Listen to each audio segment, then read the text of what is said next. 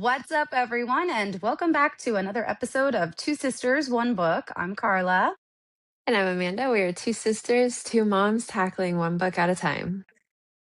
Well, last episode, Daisy unexpectedly came face to face with the mysterious Fey man from her past. Their encounter was brief but revealing. When Daisy tried to attack him, her weapons barely slowed him down. He admitted he'd been searching for the crystal chalice Daisy took earlier and then reclaimed it. And because he used his magic on her, the Celestials will now be able to track her. After disappearing, Daisy filled Zorn in not long after the Celestials confronted them, read Daisy's mind, and decided they weren't really a threat. Later, Zorn warned Daisy that the Fae don't spare humans without a reason unless they plan to claim them later. Now, 6 months have passed, and Daisy is plagued by dreams of the Fae, some seductive, some violent, while the family prepares for her next mission, infiltrating a charity gala to secure antique weapons powerful enough to stop him. Now that brings us to chapters 7, 8, and 9. Let's do a quick recap before we discuss some key events that happened in those three chapters. Daisy attends a high-end charity gala at a downtown hotel to track Rutherford, which is her lead on the weapons that she needs to stop the mysterious Fae. She's fully in control, elegant, confident, and deliberately using her seductive training to draw attention while waiting for Rutherford to notice her. She flirts with a handsome bartender, exchange numbers, and realizes she's craving intimacy and distraction. But just as Rutherford locks eyes with her, Daisy is interrupted by another man until the mysterious green-eyed Fae appears. What? We knew he was going to come. We knew it. He uses intimidation magic to scare off the man, leaving Daisy shaken and torn between fear and attraction. Convinced he's there to take her, Daisy worries he'll read her mind and ruin her mission. But instead, he warns her about the bartender, admits he's also there on business, and then disappears again. Picking up right after the gala chaos, Daisy barely catches Rutherford before he leaves and uses a fake name to secure a private meeting on his terms. He makes it clear that the deal will only happen in his hotel room, forcing Daisy to decide how far she's willing to go. While waiting there, she realizes the bartender is a Chester-hating predator, proving the mysterious Fae was right again. An hour later, Daisy goes to Rutherford's room, armed and ready, knowing the plan is to kill him and steal his intel. But before Rutherford can touch her, the green-eyed Fae appears and takes him out effortlessly. He admits he stopped the deal for his own reasons and offers to supply the weapons himself, although she knows those weapons won't work against him, most likely. Their dangerous attraction spikes into something neither of them can control, and when Daisy kisses him, despite the consequences, he takes control. He tells her that her kiss now belongs to him, and if she kisses anyone else intimately, it will be a death tag for them. He warns her to run when she wakes up, and everything goes black. Daisy then wakes to pounding at the door, people trying to break in. She quickly realizes the Fae planned ahead. Her fingertips are taped, her knives are laid out by the balcony, and Rutherford's laptop has been left behind for her to take. Grabbing the laptop, Daisy escapes to the balcony, climbing down the hotel and cutting through another room to reach the hallway and make her way outside. Just as she thinks she's free, she spots a glamour waiting for her with a special-looking knife hiding inside. When she tries to ignore the gift, the Fae was leaving for her. She runs straight into an invisible wall. The green-eyed Fae speaks to her, communicating through the knife, allowing access for him to reach her and vice versa. He explains she's trapped unless she springs the magical snare. That means taking the knife, which allows her to reach him when she's in trouble. He will hear, then allowing him access to this realm and making her indebted to him. All this being possible by the claim created by their kiss and stepping into a future where her freedom comes with a dangerous cost. So, what were your thoughts on those chapters we read? I want to hear your honest thoughts and opinions because a lot went on. Uh, yeah, it just seemed like one scene for the three chapters, which was nice. So we see her getting ready to get out of her limo into the red carpet. So I liked it. I don't go to fancy events like that. So when I read stuff like that, I picture me going in and walking in. And I did find it funny. She spotted the person she was going to meet. She did go to the bartender, and the bartender was kind of flirting with her. And she's all like, I'll take a drink with your number. And we see that he actually gives it to her. And then he moves on to the next person. So it was like one of those cute, like, I'll give you a little bit of attention, but I'm not gonna like eyeball gawk you out. And it was funny to see because it is her first time doing this solo. So it is funny to watch like everything go down because probably in her head, she thought that this was going to go smoothly. Like there was going to be like a one like walk pathway. So when she spots the guy, she's like, okay, I'm going to walk slowly. I'm going to have him gawk at me. I'm going to want him only to want me. So as she's going to this guy, it was just funny to watch how she kept getting interrupted. So, of course, her plans are changing. And this older guy, which was kind of gross, was trying to hit on her. And then she just had that like, don't mess with me kind of look. And then we do see our mysterious guy come up and start talking to her. And I was just all like, this girl can't get a break. And she's like, dang it. So she had to go to me plan B, where she's just like, I forgot exactly what she said, but she's all like, I want to, we had a meeting to see if we could work together in the future. But she was a little too flirtatious, where the guy was probably thinking this is going to be a sexual encounter and you're going to be like one of my hoes type things. So of course she has to go up to his room and meets, but she already had a plan. Like she wanted to get this guy in the bathtub because she's like, it'd be an easier cleanup in the bathroom and everything. I was like, this girl is crazy. But as she was going for it, Zorn was telling her make sure, because you could tell that his protectiveness was coming out when he heard all the talk the guy was saying. I don't remember names from the first time I read them. So the guy that she was meeting was kind of being Rutherford. disgusting. Yeah, it was kind of being disgusting. So Zorn was just like, you know what?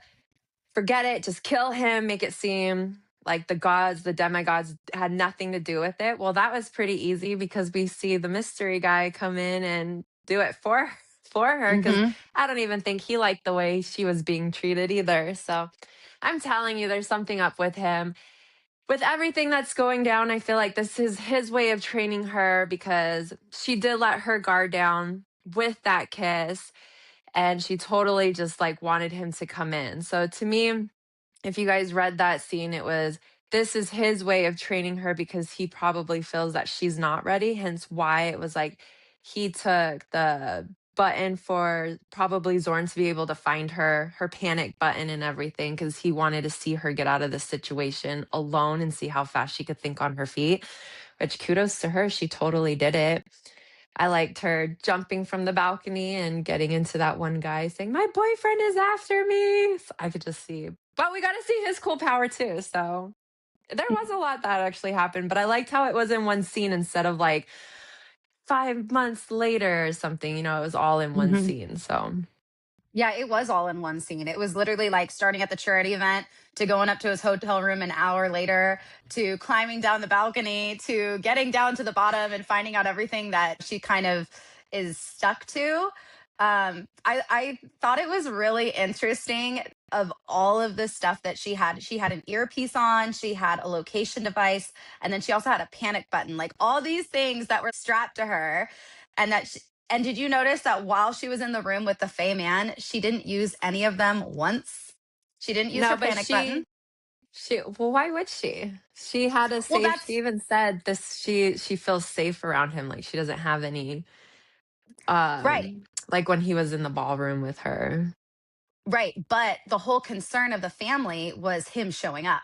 So even Hmm. though she feels secure and safe, this is the time to call for your family for help. And I think they obviously they're going to put those things on her in case of any situation that was to happen. But like if her family was to find out that she was in this room with this Fae and she didn't use any of those alternate ways of getting Zorn in, I think they'd be a little mad because they're like, you came across the Fae man. He's the one we're trying to get these weapons for. Why didn't you push the buttons? Like, I thought it Yeah. was funny that she didn't use a single one of them. I mean, obviously, an earpiece, like Zorn can hear what's going on, and he didn't find anything concerning to where he felt like he needed to come in. We do find But out did that, the mystery man warn him before he went to go see Daisy, or did he warn him after he saw Daisy? So that was my thing is, okay, he probably warns Zorn like don't interfere or she's dead either way. So I don't feel like Mhm. I feel like that's probably what happened first is Yeah, it could be. They don't really specify when he did. I think when I read it, I just made the assumption that it was after she had passed out and he stripped everything off of her. But you're right, it could have been beforehand because Zorn never came up to help her. I mean, imagine him on an earpiece hearing all the moaning But and she everything did going on. say that was weird because she did say, I have a feeling Zorn, Zorn heard something or heard this conversation. She's like, that would be awkward. So I feel like he did because he's always like 10 steps ahead. He really Mhm. is. Like, does he see into the future? Does he know the future? Is he from the future? Are you talking about our I feel Fey like man?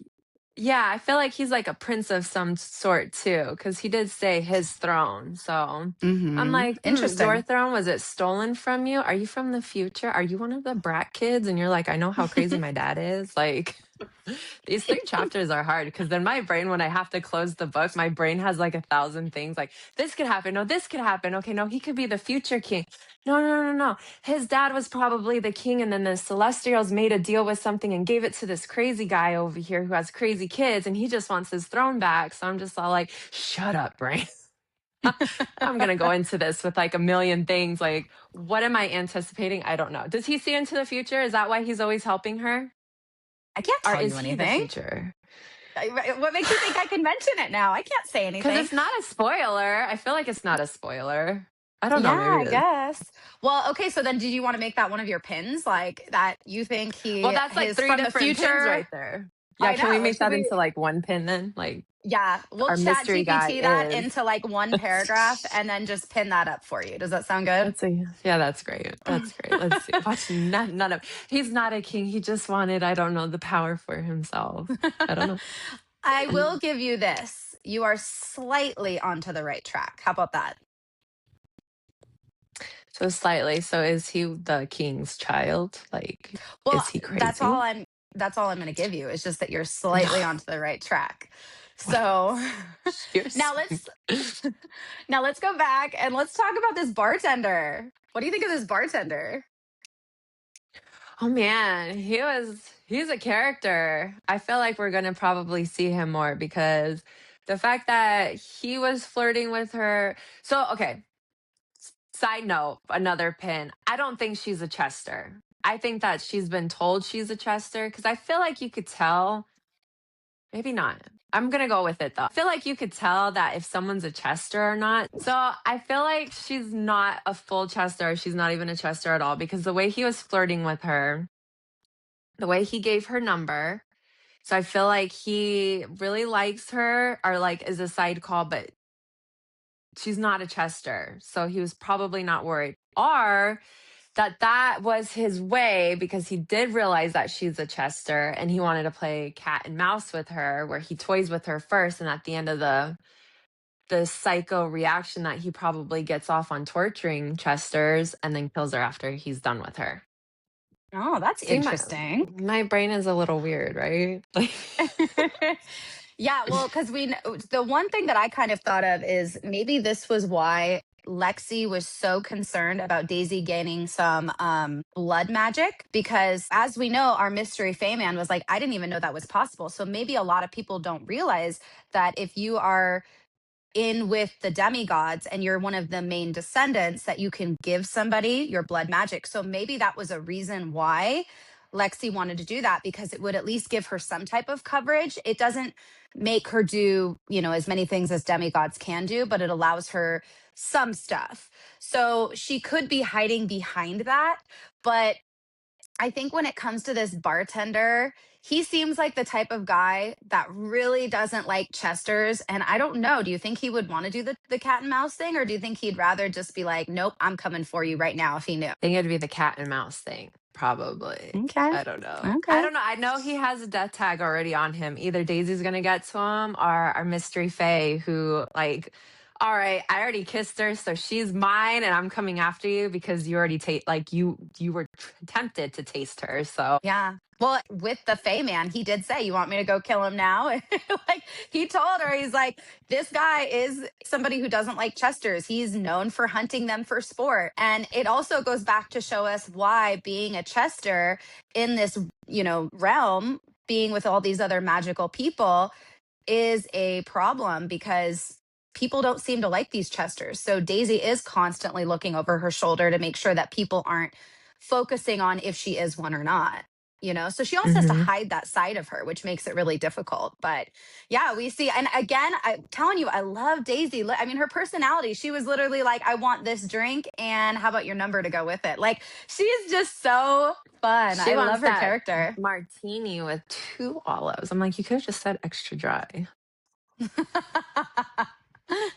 That's funny. I But like that. But yeah, that was fun. So then we see Daisy kind of get distracted. We see Rutherford getting up to leave, and she's like, "No, no, wait. I haven't even had my meeting with him." So she like goes up to try to stop him. And like you said, she flirts a little too much, and he gets the wrong impression, and he's like, "Let's go up to my room in an hour." And she's like, "Ugh, no. No." But basically, he kind of tells her, "If you want to do business with me, you're going to have to come up to the room. If you don't want to do business with me, then I guess I won't see you again." So it kind of puts her in this predicament. And yeah, Zorn's like, "Go up and kill him. Like, we don't need this type of person. We will just find out where his warehouse is, and we will go and get our supplies ourselves." So that's why when Daisy's up there, she's kind of looking around for a laptop because she needs to figure out where this warehouse will be. So her eyes are open the whole time. But yeah, I mean, it was just creepy. He was like coming on to her, and you could see she was like ready to take him on. But this does go to show that how much of a newer thing this is for her. She's not used to being in that situation.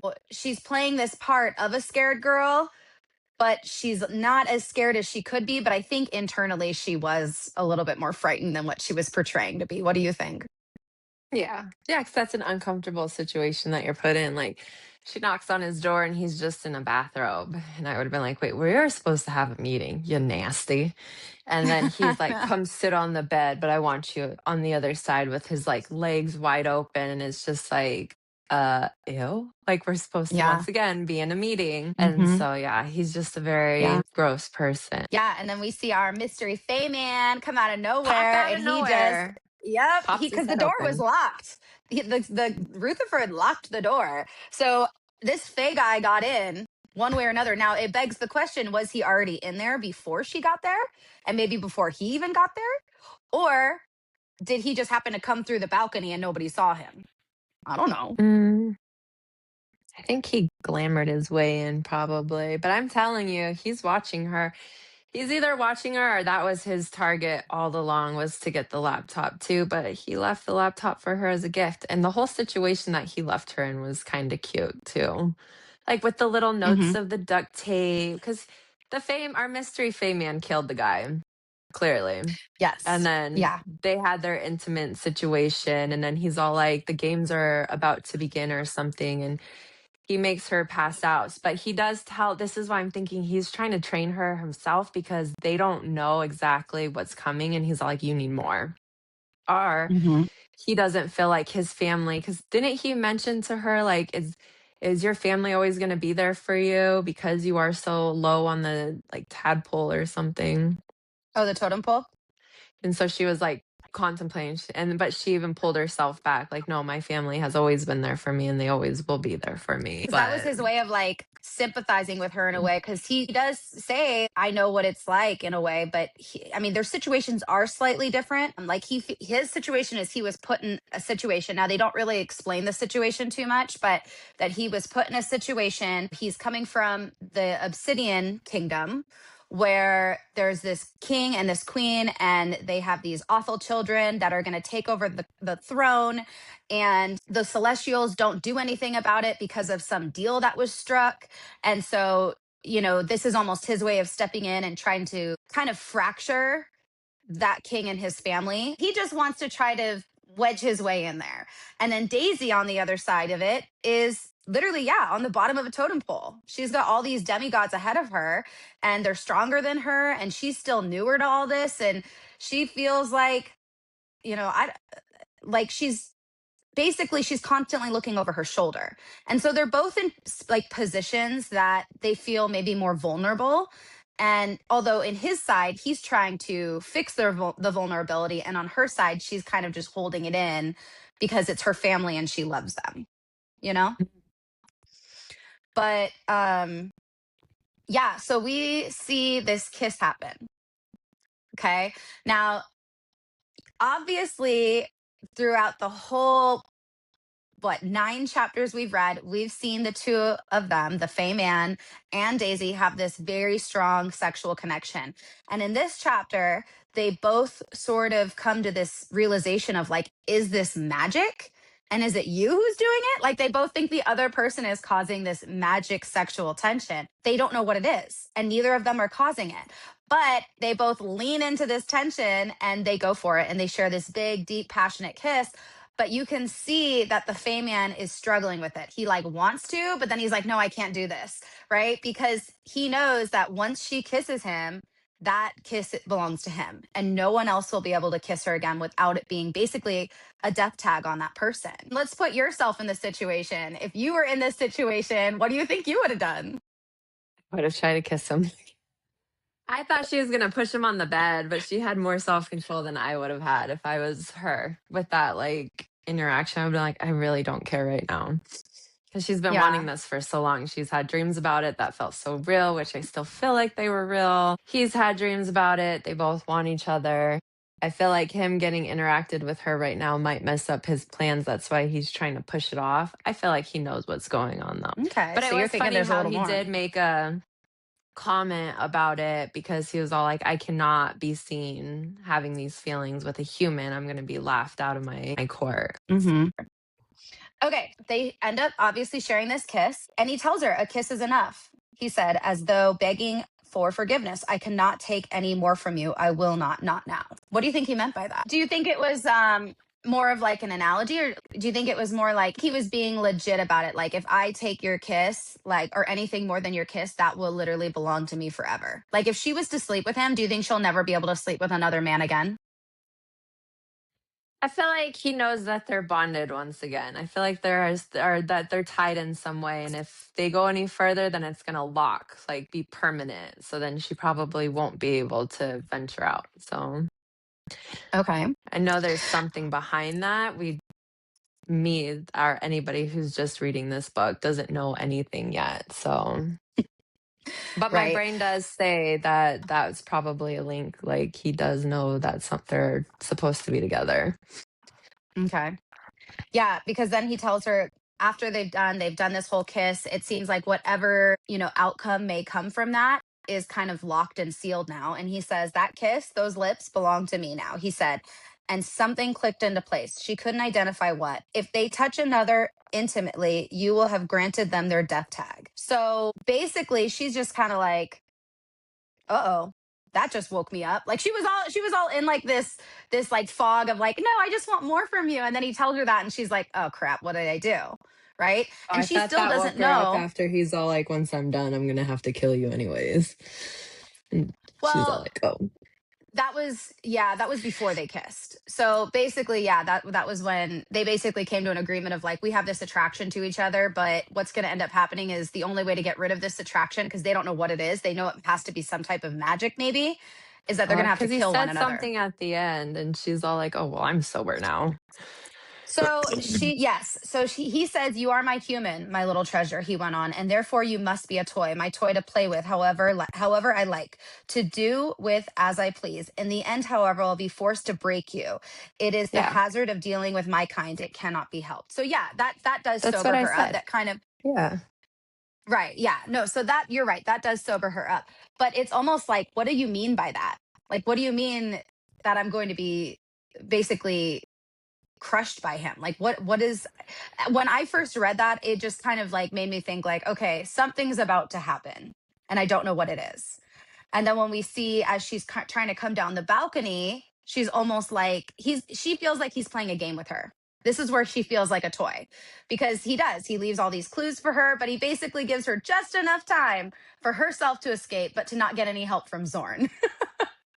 Which Right. once again, it shows, okay, can she handle herself in this situation? Does she have enough training? Which clearly she did great for her first time, Hmm. especially without Zorn. So, but I did Yeah. love all his sticky notes. I mean, it shows his character a little bit. Like he's putting sticky notes on everything. He's got duct tape with Sharpie on there, like smiley faces, and I'm like, oh, like he's like attractive, but in this creepy way also. Like he's also creepy, you know? Okay. So I thought it was super cool how she like literally just went from one balcony to the other. She lowered herself down. I mean, reading this scene was making my heart race because I'm like, is she going to get caught? Like, what's going to happen? And who are these people that are chasing after her? Well, first I was thinking, are they celestials or are they people who work for Rutherford? Right? I thought Because they she were the doesn't. people who worked for Rutherford because they came in hot and wondering what. So they were looking around, they found her, and then they were basically chasing after her. Mhm. But So I then feel like later when that was she, like their bodyguard thing. yeah, but then later when she gets into the stairwell area, she hears them talking about Fae who have kind of snuck their way into this realm and they're clearly looking for a Fae. Like it almost seemed like she thought they were looking for her, which if they caught her in there, obviously she was going to get in trouble because I mean, she's at the scene of the Isn't it crime. because it looked like a Fae killed him? I think it was more like they saw something and they I think they said that the physical appearance looked to be someone like a fae, but really who else could have done that to him? I mean, somebody as strong as a fae would have had to do that to him, right? Mm-hmm. At least I would think that if I was one of them.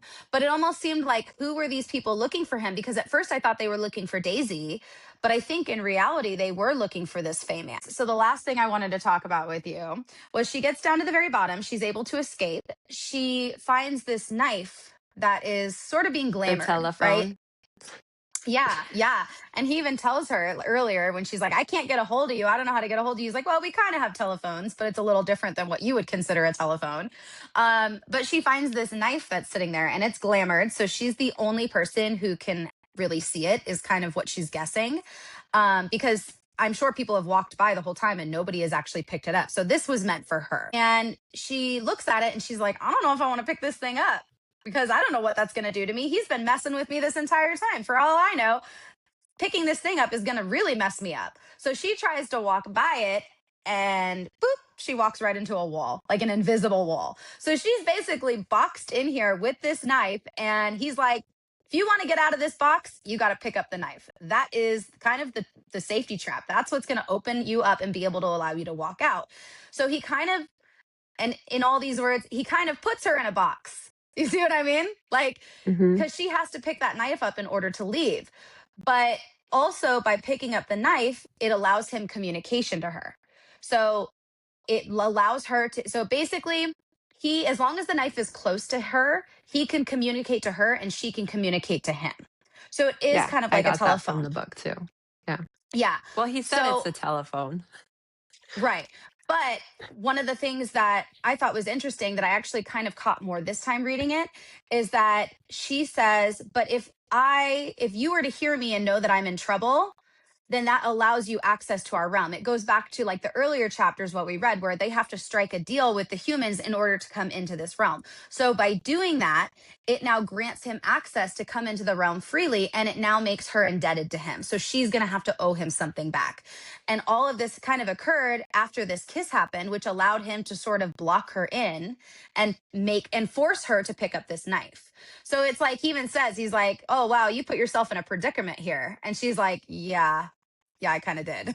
And she knows. She's Mm-hmm. like, I kind of messed up on this one. She dropped her guards and started kissing the man because she needed it. She wanted it. And in return, it kind of screwed her over. I did want to say, I thought it was very interesting about this knife. Like, I thought this knife sounded super beautiful the way that it was described. Um, it's described as the edges were like rivulets in a stream embedding or ebbing and flowing down its length. The metal where it was glowed a fluorescent, I don't even know how to pronounce half of these words, a phosphorescent seafoam color with lighter streaks running within. Down the center was a more metal scroll work to match the sheath with intricate. My God, why do they make this so difficult to say, Amanda? There's all these big words I can't read. How do I say these Big words? bird. No, yeah. With intricate designs curving around the twinkling gems, diamonds, if she had to guess. So I liked the way that they described this knife. I feel like there was a lot of beauty involved in it, but I almost kind of want you to just block that into your memory for a bit.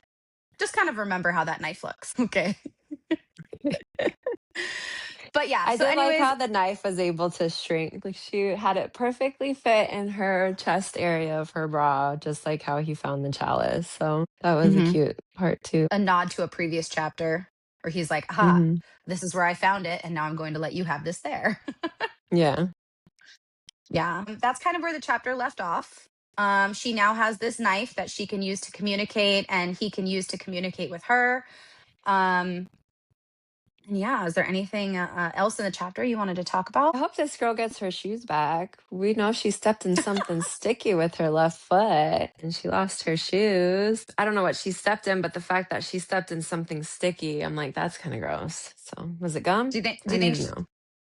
Do you think she's gonna go back and get her knives and her shoes?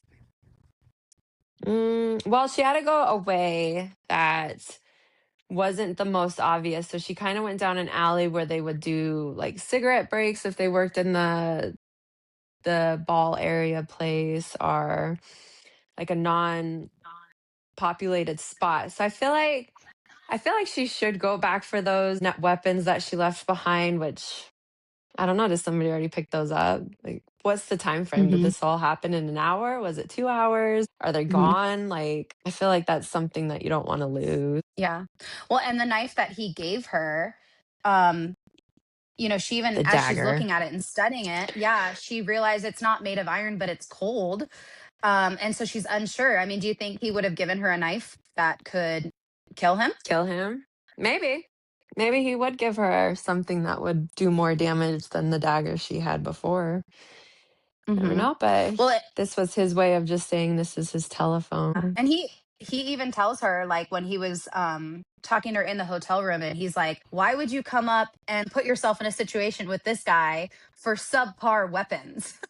So it's like, the weapons were they going for? Were they not even going to work? Like, because Oh, he's like, obviously these are like, he knew why she was there. He read her mind. He saw that she's there to get weapons to kill him, and he's almost taunting her in a way where he's like, "Those aren't going to work. Keep trying. Here, let me give you one. Let me help you out. I'll give you something that you can try to kill me with because I know you're never going to." And he tells her that. He's like, "You're not going to kill me." And she, doesn't really have the opportunity, but she did have her knife, even though I don't think it would have killed him. It probably could have put her maybe in a situation where she could have escaped, but she didn't. She stabbed him and he got mhm. turned on. So, but yeah. So that's pretty much what we read. So we're going to move forward. We're going to read three more chapters. So we're going to read 10, 11, and 12. And we Ooh. will just come back and rediscuss. Do you have any theories of what you think may happen next, or anybody that may make a reappearance, or anybody who, maybe is a little more significant than you're thinking? I could definitely see Lexi getting upset. Like, just your typical family. Like, why didn't you do anything? Why didn't you say something? And then Zorn's probably either going to keep it to himself or he's going to be like, that bastard knew exactly where you were going to be and all this other stuff.